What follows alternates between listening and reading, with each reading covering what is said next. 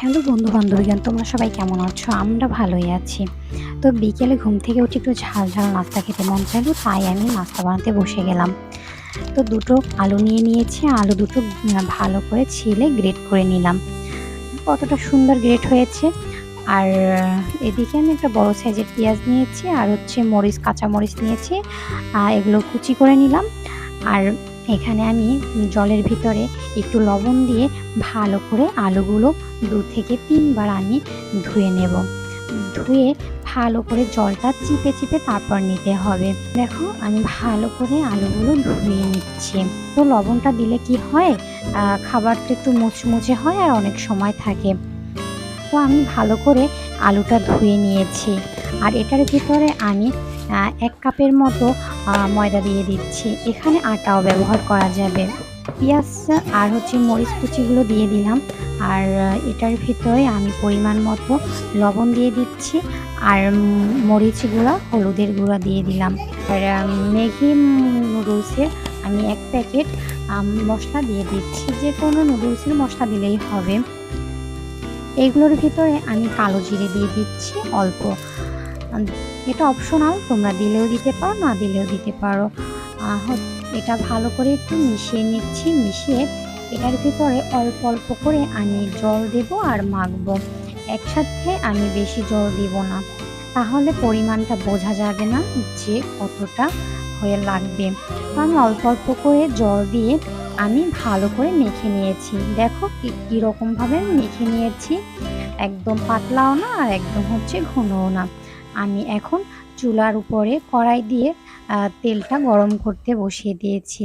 আমি এখন চেক করে নেব যে তেলটা গরম হয়েছে কিনা, তাই অল্প একটু ডোটা দিয়ে দিলাম। হ্যাঁ, তেল গরম হয়ে গেছে, কড়াই থেকে ছেড়ে দিচ্ছে, তাই আমি এখন পাকোড়াগুলো আমি দিয়ে দিচ্ছি গোল গোল করে। আর আমি এক হাত থেকে কাজ করতেছি, আমার কোলে আমার ছেলে আছে, সেজন্য আর ওকে নিয়ে নিয়ে কাজ করতে হয় যখন ও ঘুম থেকে জেগে থাকে আর কি। তো তোমাদের যদি ভালো লাগে আমার নাস্তাগুলো, তাহলে অবশ্যই যারা সাবস্ক্রাইব করে আছো তাদেরকে ধন্যবাদ। আর যারা এখনও আমার চ্যানেলটি সাবস্ক্রাইব করেনি, তারা অবশ্যই আমার চ্যানেলটি সাবস্ক্রাইব করে দিবে আর পাশে থাকা বেল বাটনটি বাজিয়ে দিবে। দেখো আমি লাল লাল করে ভেজে নিয়েছি, এটা তুলে নিলাম। আর বাকিটা আমি দিয়ে দিচ্ছি, এই যে দিয়ে সুন্দর করে লাল লাল করে ভেজে নেব।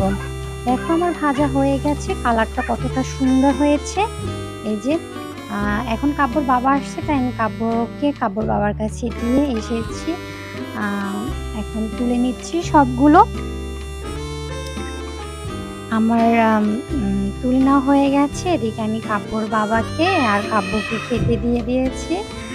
কাব্যর বাবার শরীরটা অতটা ভালো না, তো আমার ছেলেও সস লাগিয়ে খাচ্ছে ওর বাবাকে দেখে দেখে। এই যে এখন একটু বাবাকে খাইয়ে দেবে আর হচ্ছে আদর করে দেবে। এটাই হচ্ছে আমাদের ছোটোখাটো একটা ফ্যামিলি। আর হচ্ছে তোমাদের যদি ভিডিওটি ভালো লাগে তাহলে অবশ্যই কমেন্টস করে জানাবে যে কেমন হয়েছে, আর তোমরা অবশ্যই তৈরি করে খাবে। ঝটপট একটা আলু আর ময়দা দিয়ে পাকোড়া। সবাইকে ধন্যবাদ, সবাই ভালো থাকবে। পরবর্তী ভিডিও দেখা রইল। ধন্যবাদ সবাইকে।